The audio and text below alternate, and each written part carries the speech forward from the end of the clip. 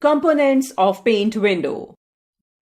Let us learn about the various components of Paint window. Tools group, Shapes group, Size, Title bar, Colors group, Ribbon, Drawing area. Tools group. This group contains different tools such as pencil, eraser, brushes, fill with color, etc. Colors group.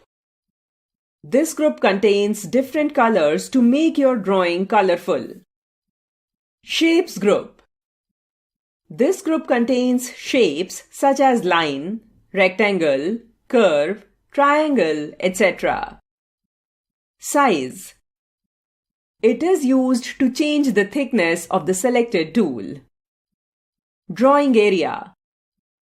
It is a blank area where you can draw and color. Ribbon.